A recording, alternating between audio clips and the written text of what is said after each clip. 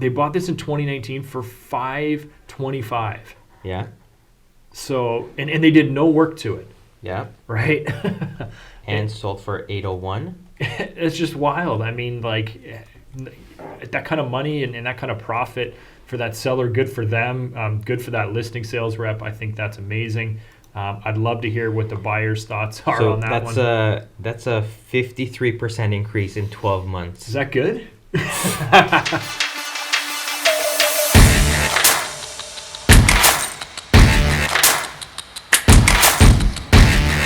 Alrighty, so here we are. Good Dudes Real Estate Podcast. Good Dudes Real Estate. If that's what we're calling it. We're temporary title here, so I'll go with it. We'll go with it for now. So. Don't complicate things. No. We need to. If we need to make a pivot, we can. But yeah. It seems like people don't like that word pivot because it likely means that you failed. You failed, and you need to pivot away from it. Yeah, we'll see. So should we do some introductions first? Yeah, let's do it. Go ahead. Tell everyone who you are. Who I am. Okay. My name is Saman Habibi. I'm a full-time real estate investor and a realtor based out of the Durham Region, Oshawa mainly. That's what I do. Yeah, my name's Cassidy. I'm also a full-time realtor out of Durham, investor as well. Yeah, just looking to provide some value with this podcast or whatever it turns into be. We'll see. Mm-hmm. We're just kind of starting episode 1 here, and figured it would be good to kind of talk about what's happening and give some updates, and we'll see where this takes us. But looking forward to giving this a whirl, and let's get into it. Yeah. So, what do you got going on? Starting the new year with 2 duplex conversions, which is pretty exciting. I've never done 2 at once, so it's going to be challenging. Yeah, so you closed on 1 already, or you haven't? No, so 1 closes December 8th. January 8th. Yeah. And 1 closed on December 1st of 2020. Right. Yeah. That's Central Park, right? Yes, Central Park and Floral. Yeah. Good. 1 off the MLS, 1 private. Privately, yeah. Cool. So how's the December 1st Central Park one going? But you have that with the JV too, right? Yeah, both with JVs. So Central Park is going well, demo done. We decided to do the upper floor first, so we're doing the upper floor, get it done, and if we have to, get it tenanted out right away. And then once we're done upstairs, we'll go downstairs. Mm-hmm. I haven't done that again. That's the first time. I've usually done both at the same time, both units at the same time. But we thought let's take a different approach with this one. Mm-hmm. So it's going well. We are running into a bit of some issues with not permits, but the way we purchased the property. We purchased it with an open permit with work already done, and now we're finding that the work wasn't done to the best of their abilities. So we're gonna have to go in and submit new drawings, do some work all over again. But hey, comes with the territory. We are looking at it as we got a great deal off the MLS. Because that basement was like they framed it. They had drawings done. Yeah. What else did they have done? Yeah, so framing done, electrical, consider 50% done, plumbing done, and past inspection, which is great. So we don't need to break up any floors, pour new concrete.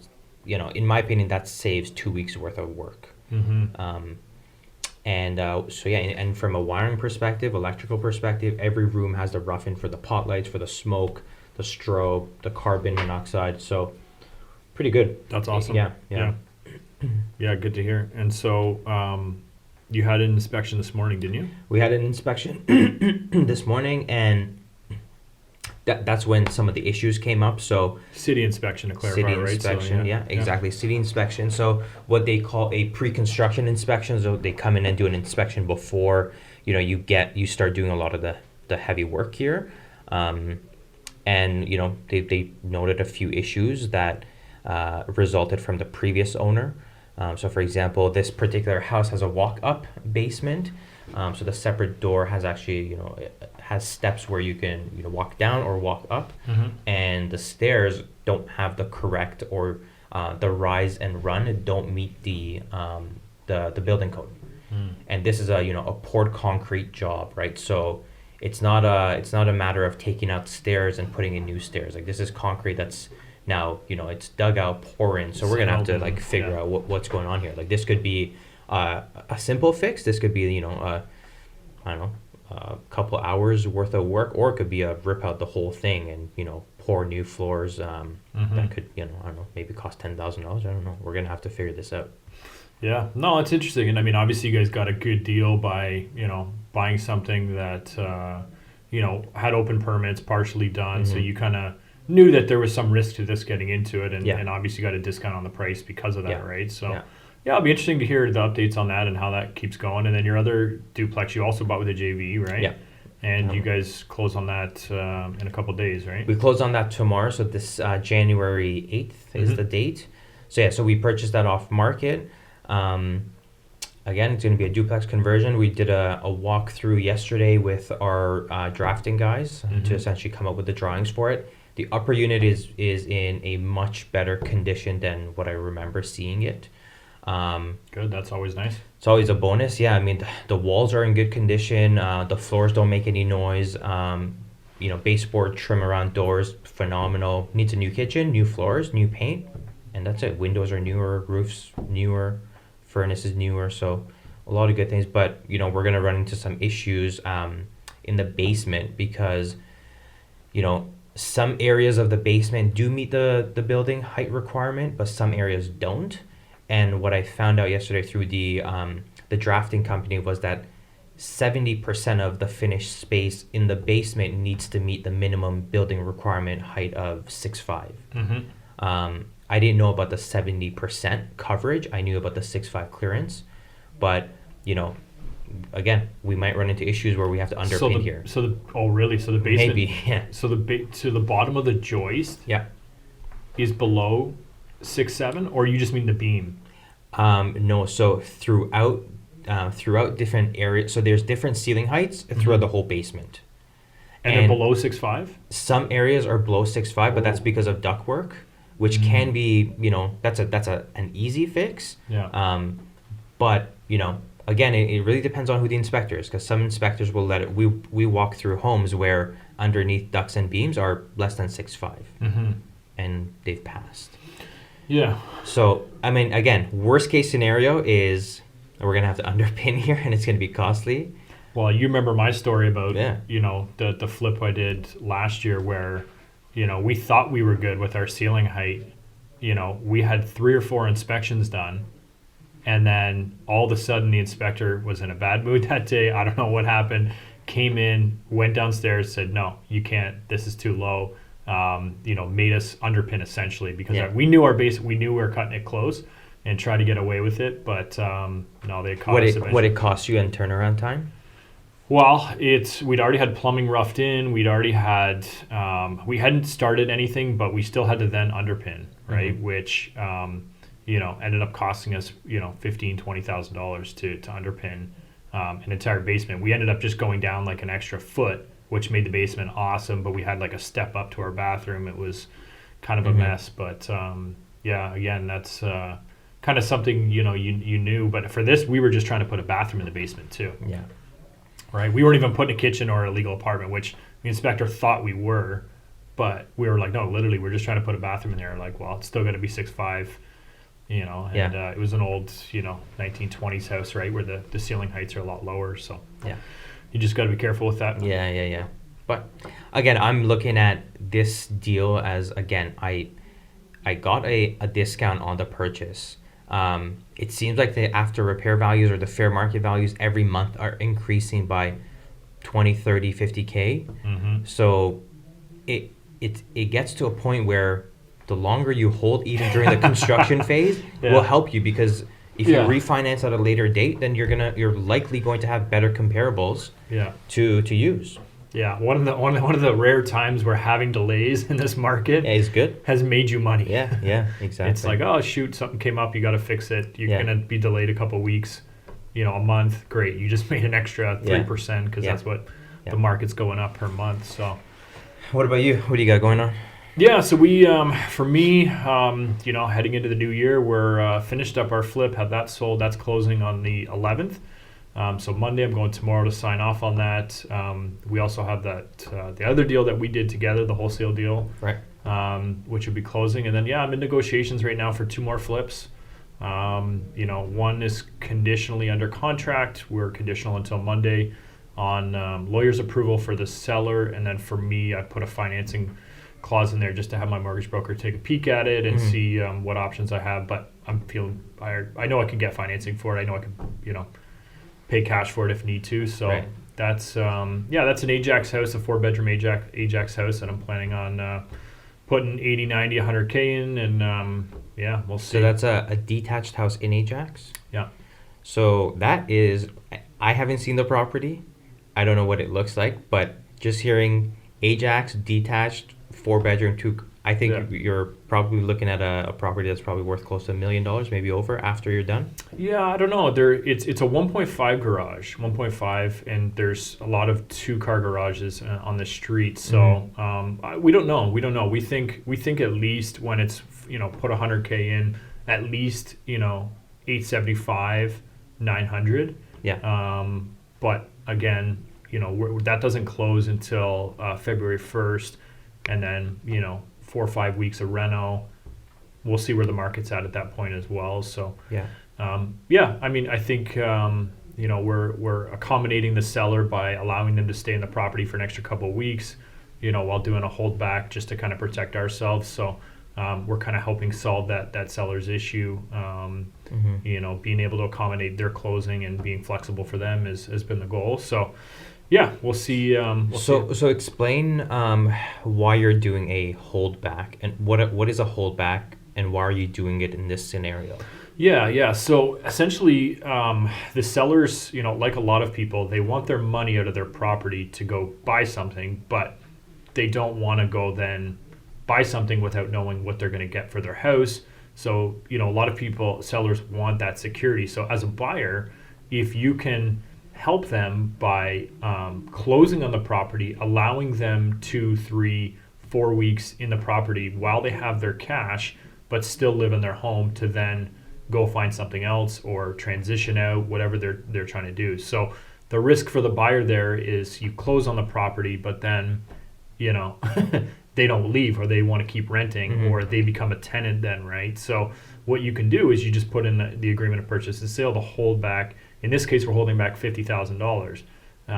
So we're going to hold back $50,000 if they vacate on the first of the month, or whatever we agree on that they vacate. Then my lawyer will release that money to them, right? So it gives a little bit of protection. It gives them a motivation to get out because they want to keep their $50,000.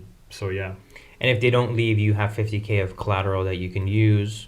Well, then we're going to have to start taking some type of legal action. Things would get a little bit more messy then, right? So do you sign a lease agreement for the stub period that they're staying at? Not in this case, right? That's why you do the holdback. Your other option is you can get them to sign a lease. What I was originally going to do is try to sign a lease that was less than 28 days, because then it's still considered a short-term rental. Anything over 28 days, right, becomes RTA protected, and they're now a tenant, right? So you'd have to go through those proper procedures. So my first thought was sign a short-term lease agreement for them to leave, but I'd rather keep money and hold back money instead. And people are motivated to get that money that they agree to, that they wanted. And if they don't, right, they're in breach of contract then, and I'm liable to take the property in at $50K, right? Right. Yeah. So cool. So you did a flip. We're doing a wholesale deal together, and then you've bought one. You have one flip under contract. Yep. And then hopefully one more. Yeah, and then working on one more that still in negotiations with that one. That one's not under contract, but working on that. So the plan this year is to focus mostly on flips. The market's been a little bit crazy the interesting one about the other one I'm working on is that it could be a duplex, so I could look at getting a joint venture for that one. Yeah. Waiting to get it under contract before I start exploring those options, but yeah, we'll see how it turns out. So you've done things. So everything that we're talking about right now is in the Durham region, and there's a lot of buzz in the news that the Durham region is hitting all-time highs. but here you are, there's deals available, and you're just getting creative with how you do things. You're not, you're not necessarily waiting. A lot of people say the best deals are the deals that you put together. Mm-hmm. So you're not waiting for something to come on the MLS. Yeah, the MLS is tough to buy right now, as you know, right? Everyone's holding back offers and bidding wars. So, yeah, it makes it really tough. But as investors, you put it out there to people, knowing that you can buy and buy with cash and buy quickly with no conditions. People start liking that option and wanting to work with you in that, right? So a lot of people that especially for houses that we're looking for, they're not ready to show on MLS. Mm-hmm. They're not ready to have people come through their house. They have things that need done. So, I mean, yeah, you just have to, if you could find those deals, they're out there. They're not easy though. Yeah, I agree. Yeah. But yeah, so cool. We'll keep people posted on that kind of stuff of what we got going on. And, the market's been nuts, right? Mm-hmm. So, you got a listing I got a listing that came up too. Tell me about that. Yeah, market is absolutely on fire. Got a listing in Whitby, a detached 2-story, two-door garage, a property in the Williamsburg community, which would be Brock and Taunton area in Whitby, considered one of the more desirable areas because of the number of schools that are in the area, the number of parks in the area, amenities like grocery stores, banks, anything. Anyways, all that stuff. But we listed the property on a Wednesday morning, and within 3 hours, I think we had 60 showings booked. Wow. To a point where I'm getting calls from people saying, I think there's a glitch in the system. I can't book showings. Yeah. I'm saying it's not a glitch. Like we've had 60 showings booked. So, I had that with my nickel property. We literally had the Sunday booked solid half-hour showings from 8 a.m. to 8 p.m. I had to open up other time slots to be like, if you want to go at 7:30 on a Sunday morning, you can. But I probably had like 10 phone calls from agents I couldn't get in. I was just like, well, I'm sorry, I'm not allowing overlapping showings during COVID. Mm-hmm. You're going to have to find another time, right? Right. So I wouldn't be surprised this weekend, too, if you have something similar, that getting comes a lot of phone calls. Yeah. But yeah, so I mean, it's good. I wasn't really sure because my previous listing was probably, I don't know, I think my last listing was maybe November, December. So, I hadn't been in the market November, December to test out I know you had nickel on. Mm-hmm. So I wasn't really sure if the demand was going to be as high as it was ending 2020.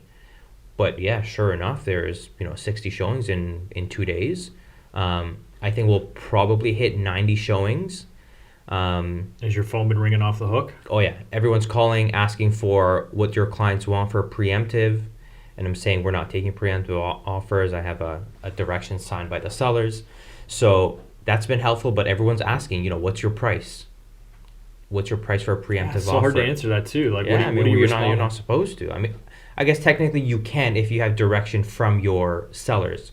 If they have signed form 244, I think it is, and they say, sure, communicate that, then we can. But in this case, I don't. And it doesn't make sense in this market to say so because someone could be willing to pay an arm and a leg for it. So you don't have the direction sign? I have a direction signed from the seller saying no offers until which is smart, yeah. the 12th. But I don't have a direction saying that I can communicate what they want in terms of a price. Yeah. Yeah. And so most people are calling saying, what price is going to win this bidding war? What price should I offer? Yeah. And yeah, I had the same phone calls with nickel, so I know the feeling where people are trying to gauge, where the market's going to be, because even us realtors, it's been shocking where things are going, right? And what things are selling for. Every day we pull up our MLS and go, holy crap. Yeah. I can't believe that sold for that, and number of offers. There was on New Year's Eve. Oh yeah. 39 or I think 41 offers. Yeah. So someone decided to hold back offers on New Year's Eve. Yeah.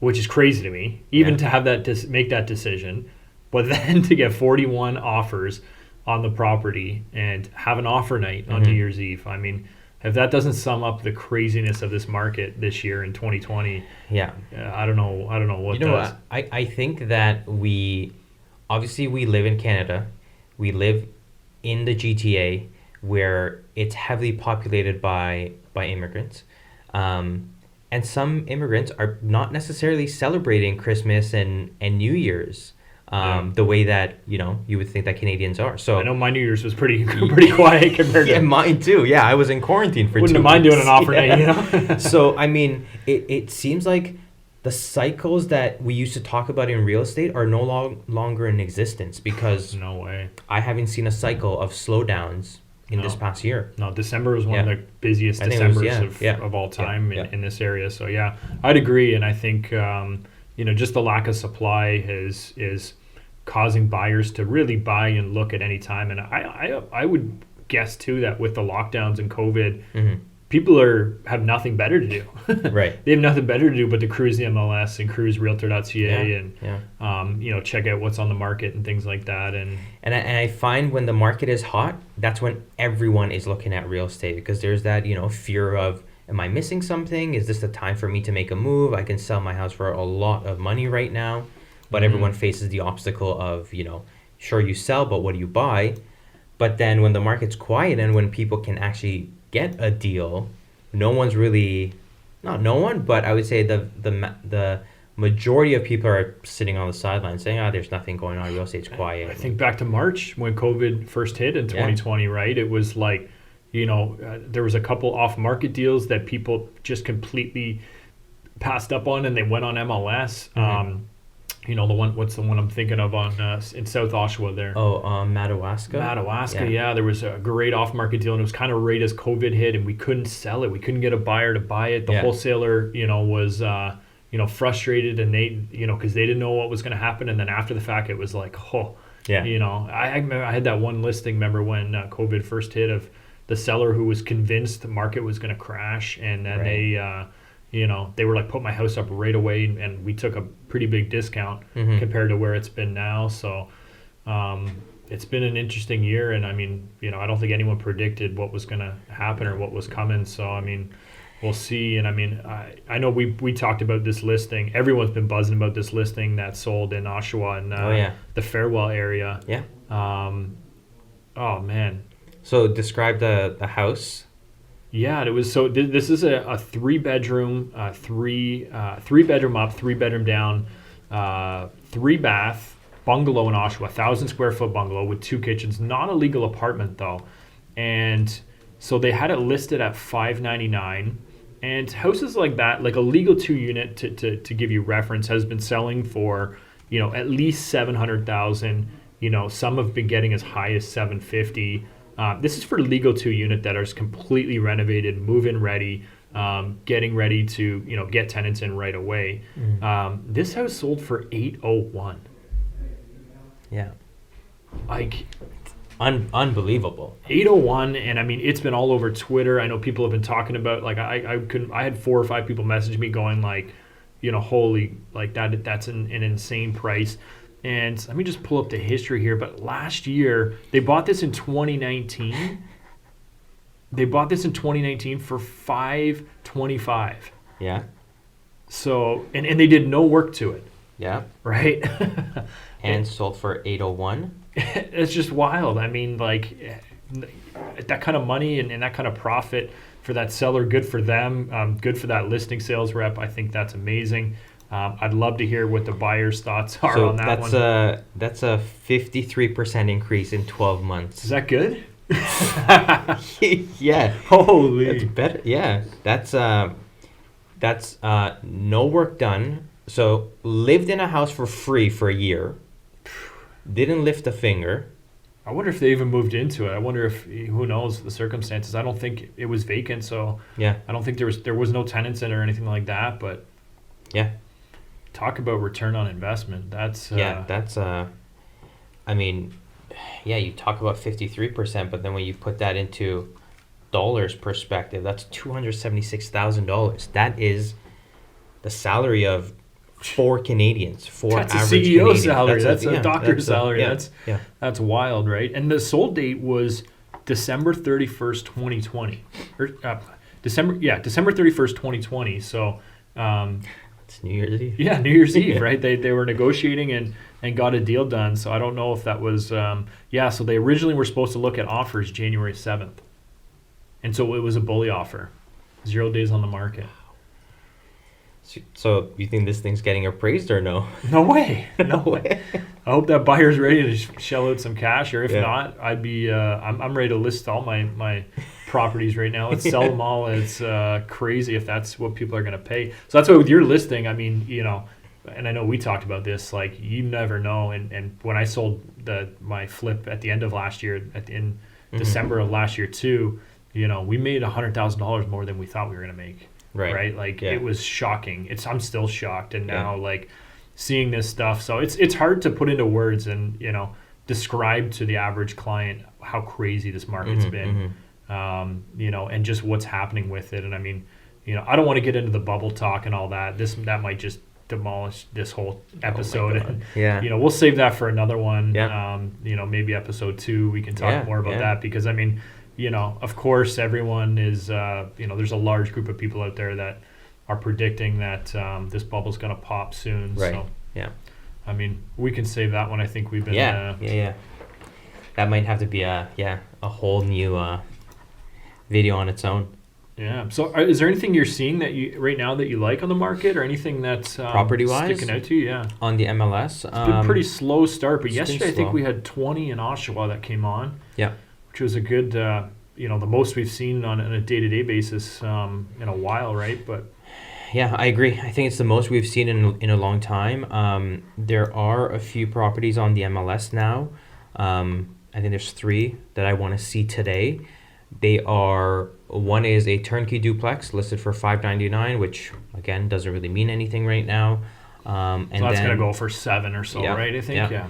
But yeah, sure, let it go for 7. The numbers still work. Like we've done the math on it at $700K at fair market value rent today. You're still cash flowing $200-$300 a month with contingencies built in. Yeah, a lot of that because of the interest rates too, right? Interest rates, exactly. If you can get a lender interest rate, for sure it's going to cash flow. Yeah. If you need private money, that becomes tougher. Yeah, right? I don't think with private money it'll work. No, but no. Yeah.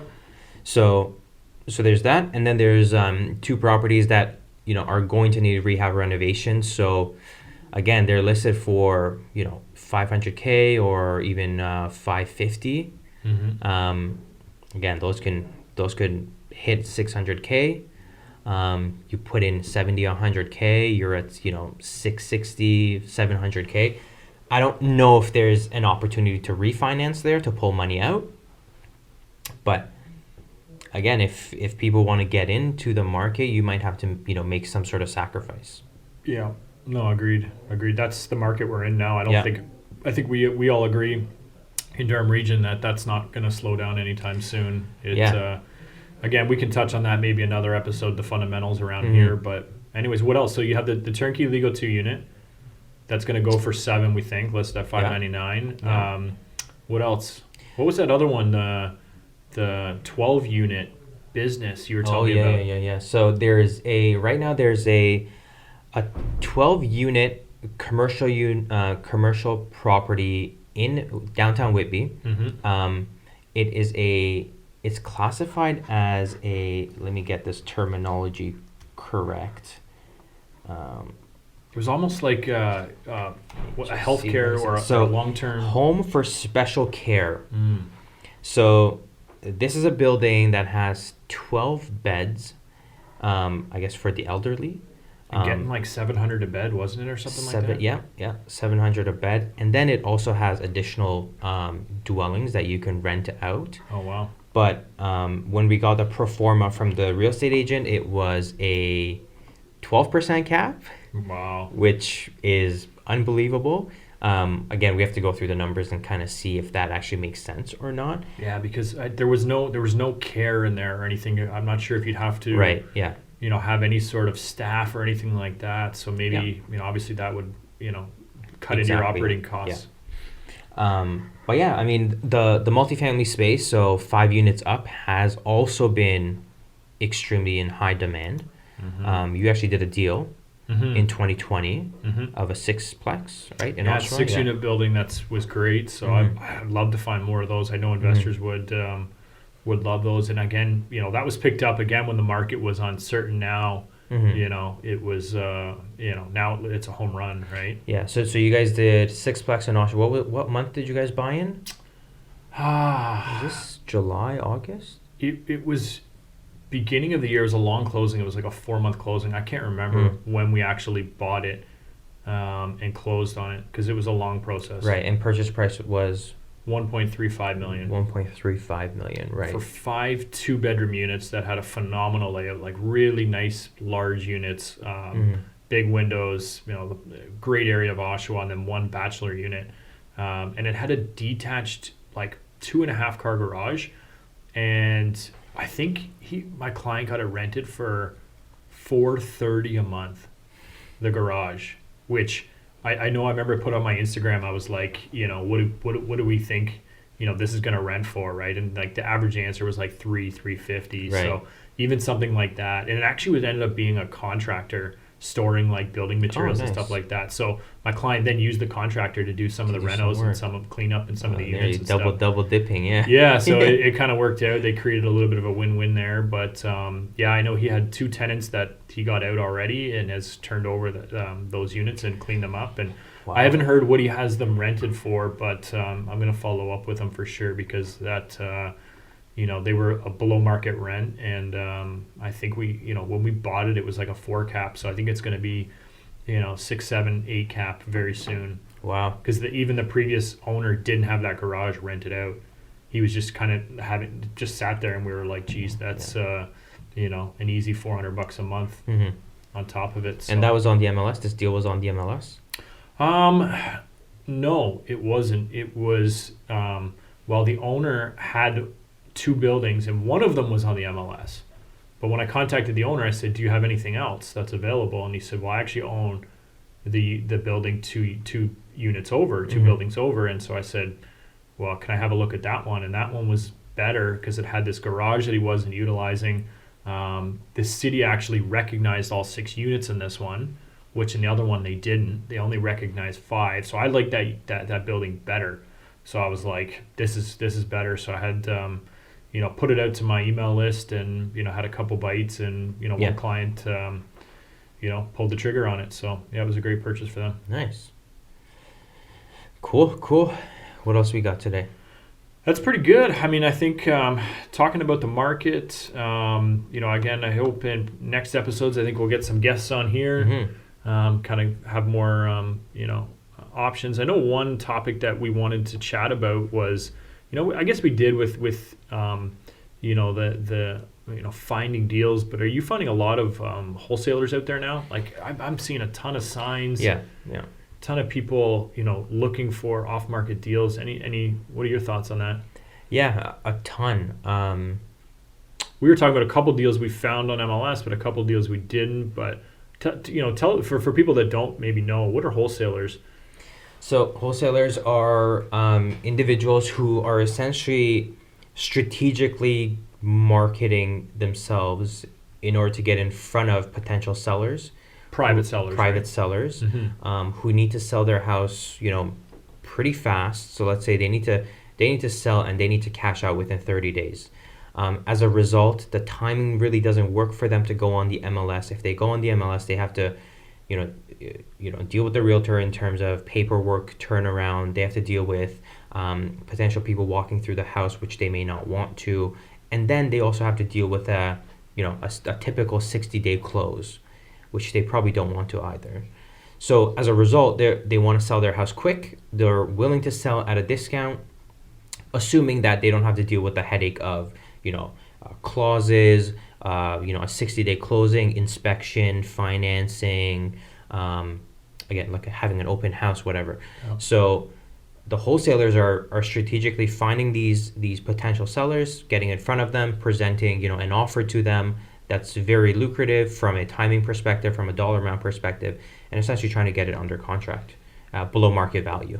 Yeah, so the wholesalers are trying to buy these properties essentially off market, but they don't they probably could. I hope they could close on it. Yeah. But their main goal is to then sell that contract to an investor who is either going to flip it or keep it as a single family home or rent it out, or for whatever reason that they want to pick it up. There's a number of different exit strategies that they can use. So I just feel like there's a ton out there right now though too that are looking. And I mean, hey, it's good to get in touch with them. It's good to see what deals they're coming across.